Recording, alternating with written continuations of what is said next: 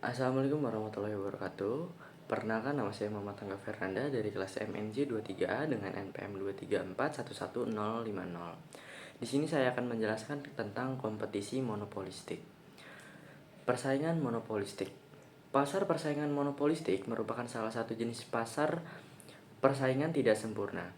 Sistem pasar monopolistik ini dikembangkan karena tidak adanya kepuasan pada analisis model persaingan pasar sempurna atau pasar monopoli.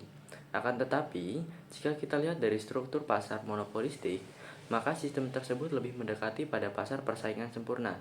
Namun, para produsen akan lebih berpartisipasi di dalam jenis pasar tersebut untuk menghasilkan sebuah produk yang berbeda dan mempunyai karakteristik sendiri.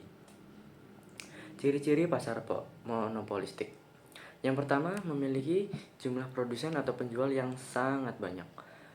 Produsen yang ada di dalam pasar monopolistik sangatlah beragam dan berjumlah banyak, sehingga tiap penjual atau produsen harus merasa puas dengan pembagian pasar ataupun market share yang relatif kecil. Tak hanya itu saja, penjual yang ada di dalam pasar monopolistik tidak mempunyai kekuasaan secara penuh untuk menentukan harga di pasaran. Hal tersebut berkaitan dengan jumlah penjualan yang cukup banyak, sehingga muncul berbagai kesulitan terkait koordinasi antara produsen atau penjual. Jadi, kolusi harga hampir tidak bisa dilakukan. Setiap pemilik usaha harus selalu aktif mencari target pasarnya sendiri. Yang kedua ada diferensiasi produk. Diferensiasi produk yang dimaksud di sini adalah produk yang serupa mempunyai karakteristik yang berbeda-beda. Kita bisa memiliki perbedaan tersebut dari bentuk ukuran, corak, kualitas, dan lain sebagainya. Setiap produsen akan memberikan ciri khas dan sentuhan khusus pada produk yang dihasilkan, seperti halnya pabrikan aparel dan juga alat-alat olahraga seperti Nike, Adidas, Fila, Skechers, dan juga Puma mempunyai produk yang serupa, di mana semua perusahaan tersebut mengeluarkan jenis sepatu yang sama, tapi produk yang mereka hasilkan memiliki karakteristik dan ciri-cirinya masing-masing. Yang ketiga ada persaingan produsen tidak berdasar pada harga. Di dalam pasar persaingan monopolistik, produsen atau penjual cenderung tidak bisa mempermainkan harga di pasaran, kecuali ada suatu konsensus yang dilakukan secara bersamaan dengan produsen lainnya. Oleh karena itu, persaingan yang terjadi di dalam sistem pasar ini mengarah kepada desain, kualitas, marketing, dan kelebihan dari masing-masing produk tersebut.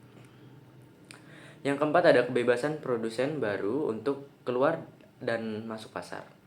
Semua produsen yang ada di dalam sistem pasar ini memiliki kebebasan untuk masuk dan keluar pasar, sebab produk-produk yang mereka tawarkan bisa tergantikan oleh produk serupa dari produsen lain yang masih bertahan di dalam pasar tersebut.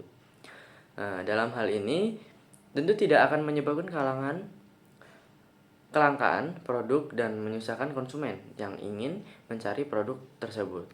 Yang kelima ada perkembangan teknologi dan inovasi. Karena adanya persaingan yang ketat dan banyaknya kompetitor di dalamnya, maka tiap produsen atau penjual dituntut untuk dapat terus memberikan sebuah inovasi terhadap produk yang mereka tawarkan.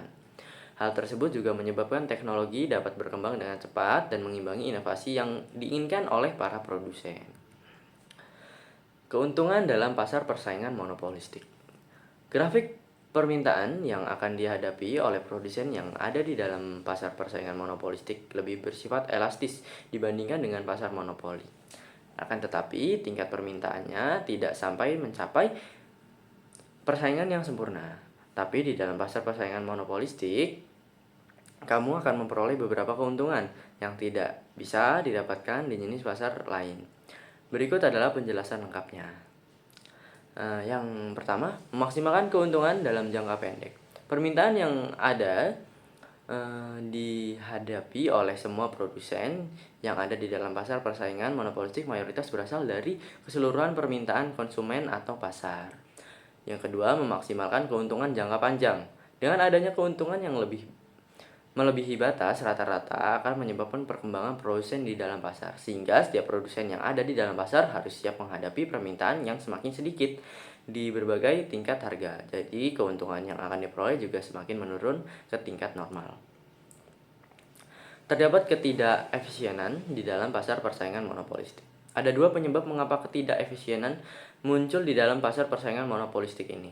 Yang pertama yaitu karena harga jual yang lebih besar dibandingkan dengan biaya marginal. Kemudian yang kedua adalah kapasitas yang terlalu berlebihan. Jika perusahaan mengalami kerugian minimum, maka mereka akan keluar dari pasar tersebut. Kelebihan dan kekurangan persaingan monopolistik. Kelebihan pasar persaingan monopolistik yaitu yang pertama, banyaknya produsen di dalam pasar akan memberikan keuntungan tersendiri untuk para konsumen dalam memilih barang atau produk yang terbaik bagi mereka. Yang kedua, adanya kebebasan untuk keluar dan masuk untuk para produsen. Yang ketiga, terdapat diferensiasi produk yang bisa mendorong para konsumen untuk lebih teliti dalam memilih produk yang nantinya akan dibeli dan bisa membuat setiap konsumen lebih selektif terhadap produk yang akan dipilih.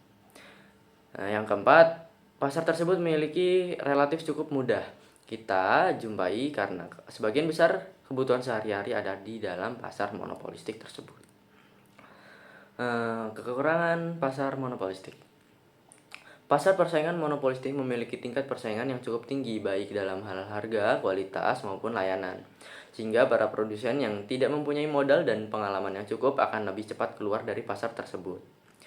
Yang kedua, dibutuhkan modal yang cukup besar untuk dapat masuk ke dalam pasar tersebut, sebab para pemilik usaha yang ada di dalamnya memiliki skala ekonomi yang tinggi. Yang ketiga, pasar ini bisa mendorong berbagai perusahaan untuk selalu memberikan inovasi, sehingga hal itu akan meningkatkan biaya produksi yang nantinya berimbas kepada harga produk yang harus dibayar oleh para konsumen. Faktor pasar monopoli. Berikut ini adalah beberapa faktor yang menyebabkan terjadinya pasar monopoli, antara lain yang pertama memiliki sumber daya, yang kedua skala ekonomis, yang ketiga pendapatan hak monopoli dari pemerintah. Sekian penjelasan saya tentang pasar monopolistik. Wassalamualaikum warahmatullahi wabarakatuh.